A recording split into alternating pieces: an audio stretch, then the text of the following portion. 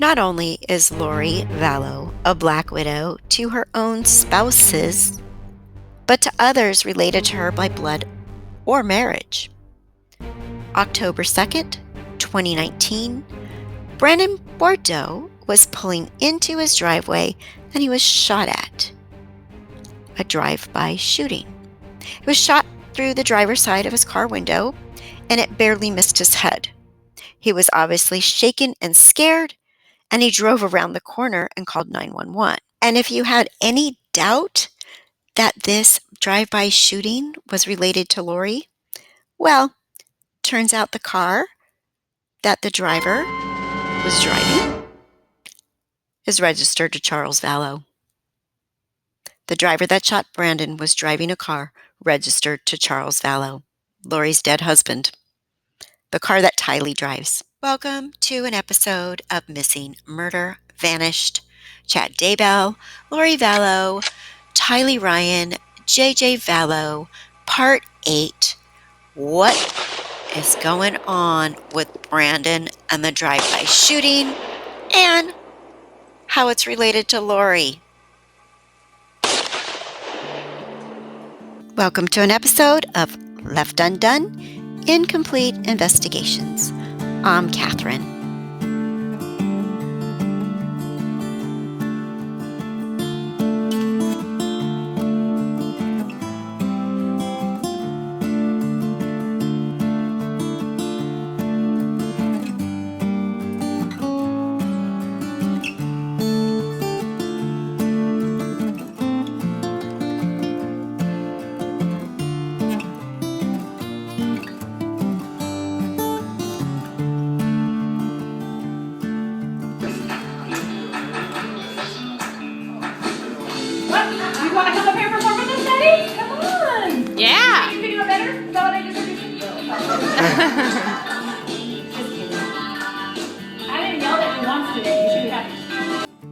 Back here in the Valley, a twisted story involving two missing kids, parents wanted for questioning, multiple deaths, and the FBI.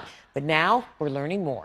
Now a relative of 7-year-old JJ Vallow and 17-year-old Tylee Ryan believes an attempt on his life is connected to a religious group, a group their mother, Lori Vallow, and her fifth husband, Chad Daybell, are believed to be a part of. Fox 10's Justin Lumb's been following this the whole way. He's got more tonight. Matt, Linda, we know Lori Vallow moved JJ and Tylee to Rexburg, Idaho, but we now have court documents revealing Lori's niece followed her not too long after, leaving 4 kids behind about 3 weeks after someone tried to shoot her ex-husband. They're both just innocent, and they didn't deserve to be involved in any of this. Brandon Bordeaux came forward 2 weeks ago after authorities in Idaho started investigating the disappearance of Tylee Ryan and Joshua Vallow. Brandon pleaded for the children's mother, Lori Vallow, to cooperate with police. His ex-wife is Lori's niece, formerly known as Melanie Bordeaux. Last October, Brandon filed an emergency petition for sole custody of their 4 kids. He tells me Melanie spent much of her time with Lori and their religious group before demanding a divorce last summer. Court docs reveal Brandon became concerned over Melanie's mental stability based off an attempt on his life and her lack of empathy in the situation. On October 2nd of 2019, Gilbert police investigated a shooting at Brandon's home. His Tesla left with a bullet hole and a broken window. Brandon says the gunshot missed his head by inches as he passed a parked car. The suspect drove off. 3 months later, police are still investigating. But Brandon believes the shooting, as well as Lori's children missing and her 4th husband's death, all connect back to the religious group led by Chad Daybell, her new husband. He fears for his life and doesn't want to jeopardize the shooting investigation. All I could think was, someone's shooting at me. What do I need to do? I need to hit the gas and get out of here. Did you see the person who fired the shots? I'd rather not say on some of that stuff. Is it a man or a woman? Can you say that word? I'd rather not say. There's a lot to unravel in these documents. Coming up at 9 and 10, the alleged text message Melanie sent Brandon before she abruptly moved to Idaho just months after Lori Vallow did. Live in the studio, Justin Lum, Fox 10 News.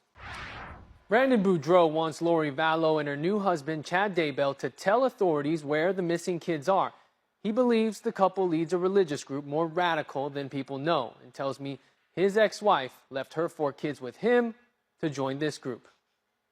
I had the perfect life, man. I built a beautiful home across the street from the temple. I had a perfect family.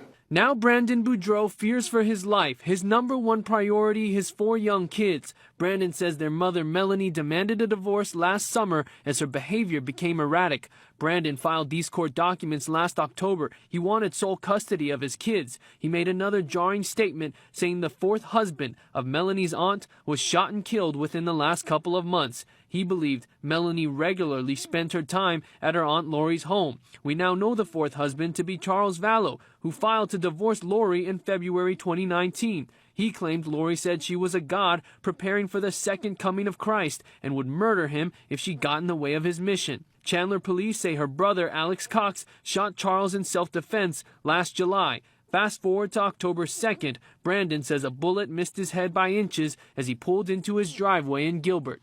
All I could think was, someone's shooting at me. What do I need to do? I need to hit the gas and get out of here. Police say the shooter drove off. A closer look shows the Tesla's broken window and a bullet hole. Detectives are still investigating the case. Then less than 2 weeks later, Brandon says he got this text from Melanie saying she planned to move to Boise, Idaho, and the kids could stay with him in Arizona or go with her. Brandon believes Melanie did all this to join the religious group of Doomsday Preppers, led by Chad Daybell, Lori's new husband. I think it's an infatuation with the end of the world and, an infatuation with power. And they are using it to try to make money off of people's beliefs. In late November, marriage records in Clark County, Nevada show Melanie remarried. Court documents also say Brandon Bordeaux has been told by investigators not to reveal the names of the possible shooting suspect or suspects, but he does believe the attempt on his life, the disappearance of JJ and Tylee, as well as Charles Vallow's death are all connected. Live in the studio, Justin Lum, Fox 10 News. So Justin Lum from Fox 10 News Phoenix was able to get and post copies of the 911 call transcript when Brandon called the Gilbert police. And I will do the best I can to read this because there's a lot of ums and they interrupt each other. But October 2nd, 2019, 911 call. 911, what's your emergency? Someone just shot my window. Okay, where? In the drive at? I'm in the Cooley Station neighborhood. I was pulling in my house at blah, blah, blah. I drove away, but I can see them driving off. Okay, someone shot? At your vehicle? Yes, and it hit my window. It shattered my driver's side window. Okay, when you pulled into his driveway? As I was pulling into my driveway, sorry. Okay. Brandon, I'm a little out of breath. Dispatcher, okay. Brandon, they just drove off. I saw them drive off. Okay, do you know who these people are? Brandon says, I have no idea. I moved into a new home about a week ago. A lot of redacted lines. Oh, dispatcher says, oh, that's okay. That's all right. Oh, which way did they go? Do you remember? Did they? Brandon says, they are driving south towards Pecos Road, between Pecos and Wrecker. Dispatcher, okay. You don't see the vehicle anymore? Brandon, no, they left. Did you, and then whole page is redacted here, like the entire page. So I have no idea. It must have been something about the description of the car or given something. Okay. He said, I'm pulling into my house because they're gone. Dispatcher, okay, where are you right now? In my car. Oops, where are you at? In my car at my house. Oh, okay. Okay. I'm going to walk over here and see if I can see what they shot at me. What kind of car were you in? I'm in a black Tesla Model X. It's a black what? Tesla Model X. Okay, black Tesla Model X. Okay. All right. I do have officers on the way to meet you. Okay. Do you want to go inside or do you want to wait outside? Whatever you feel safe. I'll wait. And more redacted. Okay. Okay. All right. And what's your name? My name is Brandon Bordeaux. And your phone number? He gives a phone number. It's redacted. Okay. Okay. I'm going to stay on the line with you just to make sure you're safe, just in case they come back. Do you have any weapons on you? Brandon, no. Okay. Okay. Do you see the officer pulling up? Not yet. Not yet. Okay. Look like he's coming up. So yeah. You said blah blah blah is your address, correct? Correct. Okay. Um then it seems like there's a little miscommunication here just because the police wasn't pulling up, but he was starting to come from the other direction. All right. So he ran says, okay, because yeah, his car is showing right, or the dispatcher says the car is showing near Fisher Lane and Phelps Street. And then Brandon gives it like I'm at what's the cross street? Sorry, I just moved here. Yeah. So then the dispatcher says, "Okay, interesting. It's funny. His car was showing there for a second, and now it's showing back at Higley and Pico. So that's kind of weird. I don't know." And then he says, "I think he's accidentally hit this arrive button. Is what happened because he's still moving just out of nowhere. They just did you see the guy that I didn't see who it was? I didn't see who it was. Okay, okay." So then I drove as I didn't drive very far. I just drove around the corner and I'm waiting for you guys to pick up. And then I kind of saw them coming around the corner and go down the road and start driving down towards south towards Pecos and Wrecker. Dispatcher says, okay. And did they look like Hispanic? And Brandon says, I knew that was the only way out. Okay. I know there was only one way out of Pecos Manor, and that's down there on Pecos Road. So that's why I told you that. Okay, all right. I do see the officer pulling up on Fisher from Fairview.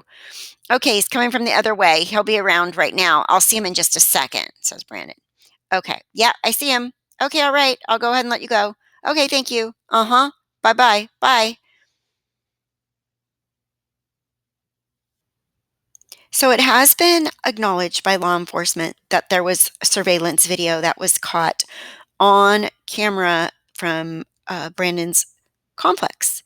And they were able to identify the vehicle that the driver was shooting from when they shot at Brandon.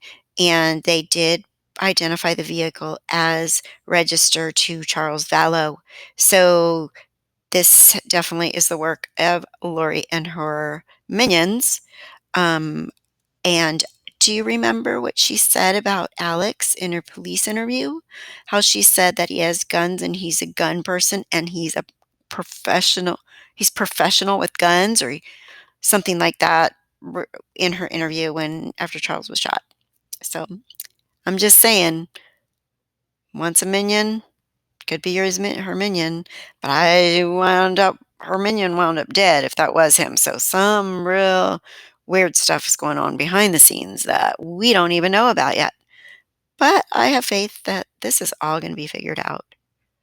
But poor Brandon, he looks so shaken up. He just looks like he's like, they're trying to kill me. My wife went off the rails. I have no idea what's happening. I'm scared. I got 4 kids. Now I have to be in hiding. So what? Just so insane. And at the root of all this, there's 2 missing kids and dead people, like all over the place. Dead, dead, dead, almost dead, dead. And I just have to give a shout out and kudos to Justin Lum, Fox 10 Phoenix, man. He is a good little investigative reporter on this whole thing because he is finding all the stuff.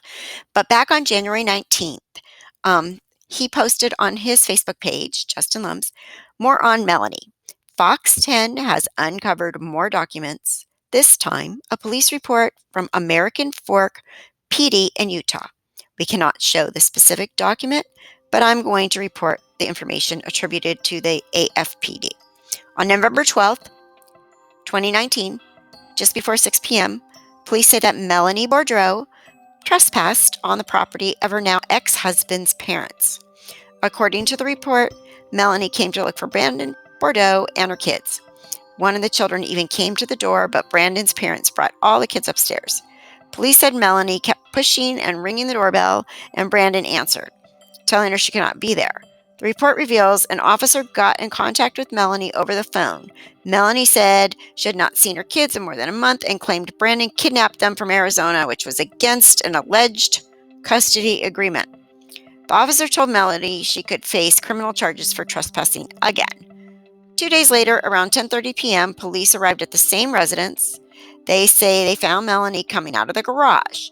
Police say Melanie's uncle, Alex Cox, drove her to the home in a 2020 Kia Telluride, which was parked nearby behind another car. Brandon's relatives told police Melanie brought a court order saying she could take her children. That's when the report says Brandon's family shut the door and called 911. But Melanie allegedly continued to ring the doorbell, bang on it, and yell.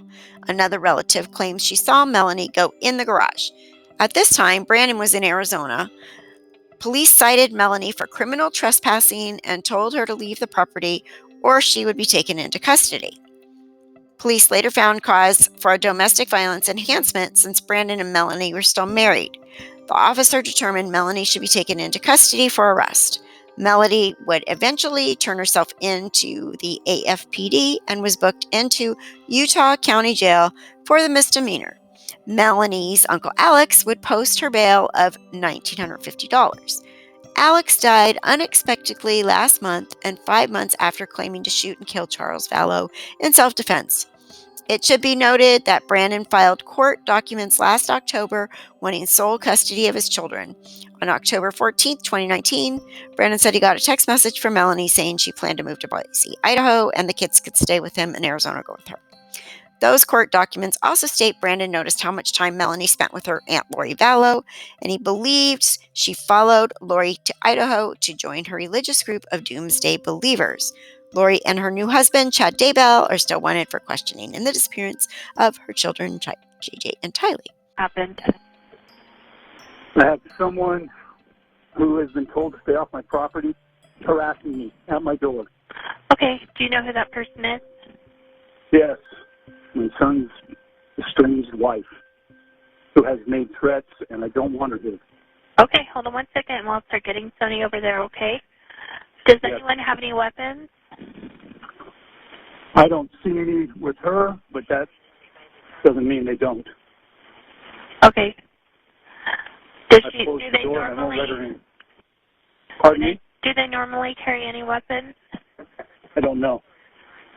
Get out of my house! Okay. Get out of my garage!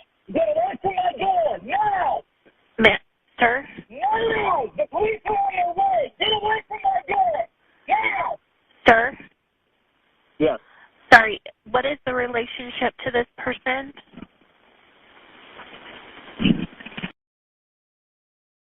A lot of coincidences and a lot of questions. New details continue to come in about the disappearance of those two Rexburg children, JJ Vallow and Tylee Ryan. Both have been missing since September, and tonight we are unraveling more information about Lori Vallow, her new husband Chad Daybell, and her other extended family members. It's a complicated web and issue, and a number of characters are involved in and around it. Our Misty Englert spoke with a private investigator on the case today and joins us now with what she learned. Misty? Well, first, what we need to do is take a look at all of the players in this case and how they relate to each other. So at the center of it all, of course, we've got JJ and Tylee's mom, Lori Vallow. She is currently in Hawaii with her new husband, Chad Daybell. Her ex-husband, Charles Vallow, is also a player in this case. He is dead. You've also got her brother, Alex Cox, also dead, and a couple of newer players that we're a little more unfamiliar about, but continuing to learn more is Lori's niece, Melanie Bordeaux, and her now ex-husband, Brandon Bordeaux, and it's those two that we focus on tonight. This one definitely is at the top of the list in terms of being unusual. Rich Robertson is a private investigator at R3 Investigations in Arizona. He was hired by Brandon Bordeaux, the ex-husband of Lori Vallow's niece, Melanie Bordeaux. Brandon hired him after becoming the target of a drive-by shooting. the person he recognized, the person he suspected was the person who did the shooting, was the same person who killed Charles Vallow. According to Brandon, that was Alex Cox, Lori's brother. According to Robertson, Alex had assaulted Lori's first husband. He also later killed Charles Vallow, allegedly in self-defense. So how do Melanie and Brandon fit into all this? Lori Vallow certainly got Melanie involved in this. And by all accounts, the Vallow marriage and the Boudreaux marriages were all idyllic until they got involved in this kind of cult situation. That so-called cult being Melanie and Lori's religious beliefs, which centered around doomsday ideals. Divorce papers from Charles Vallow allege Lori believed she was a god, and among the group's leaders was Lori's new husband.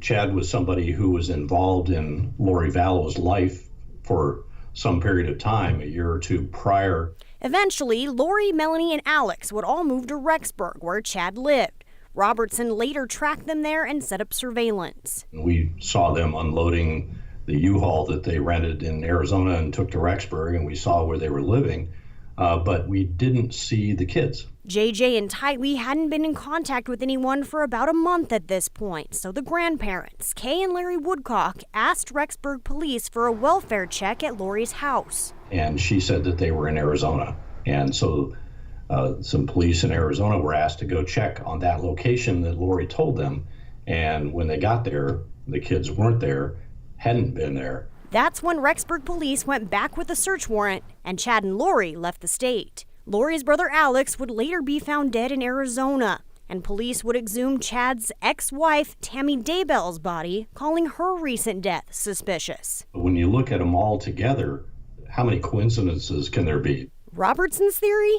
It's obviously centered around their religious beliefs. Some of their writings suggested that they were going to get rid of their spouses who were non-believers. The struggle for all of us is trying to put a rational explanation on irrational acts. Very complicated case, continuing to get more so. Now, I also asked Robertson about Charles Vallow's life insurance policy. He tells me that it was a $1 million policy. Originally, Lori was the beneficiary of that, but then later it was changed to Kay Woodcock, who is also Charles Vallow's sister. Robertson says as far as he knows, who ended up with that policy, still being determined. Kim? Complicated is an understatement. In all my years in this business, I've never seen a story like this with so many potential players and potential suspects and victims. Right. And thank you for continuing to unravel it for us there, Misty. We appreciate it. And you can read even more about this case. We know you're wanting to know more at ktvb.com. Told you it was going to get weirder and weirder and more people in this web. But Lori's definitely a black widow. And I have a question for you. I figured out, or it has been figured out, that the day that Brandon was shot at was October 2nd at like 9:15 in the morning. And it does show Lori and a male supposed to be Alex at that storage unit on October 2nd.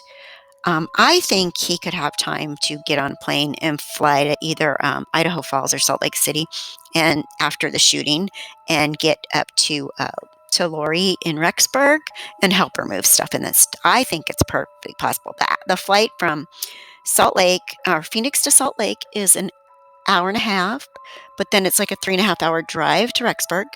The flight from Phoenix to Idaho Falls is like an hour and 50 minutes, and it's a 30-minute flight or drive to Rexburg. Although, from what I'm looking at, you do have to change planes on that one going directly into Idaho Falls. But still, 30-minute, 45-minute plane change, completely doable. The other controversy is they said the car that was supposedly the car, but they do have police surveillance, that shot at Brandon was impounded in Idaho. Personally, I think it's really simple. Alex shoots at Brandon in the morning and he doesn't kill him. He already knew he was going to get the heck out of Dodge after you shoot somebody or shoot at somebody. So he did it in the morning, and then he booked it to the airport, got on a plane, went to Idaho, hung out there, help Lori move stuff into the storage unit. He winds up back in Arizona, right? So somehow the car gets back. Didn't have to come back that day. The Jeep, it didn't have to come back that day. Somebody else could have driven it up, or he could have gone back and got it again. It's like a 13-hour drive. So all this is doable, and it doesn't mean because he was shot at on October 2nd that Alex could not have also gone to Rexburg on October 2nd and helped her move stuff into the storage. All right, next video I'm working on right now is about Alex and his new wife and all that craziness and his death and the 911 call and the gun and the police report and all that stuff. So see you in a day or two with my next video. Unless something crazy happens in the meantime, I will post as soon as possible. Thank you again for watching. This is Catherine, and this is another episode of Left Undone, Incomplete Investigations. Please subscribe, ring the bell, and like and comment. All right, thank you. Bye.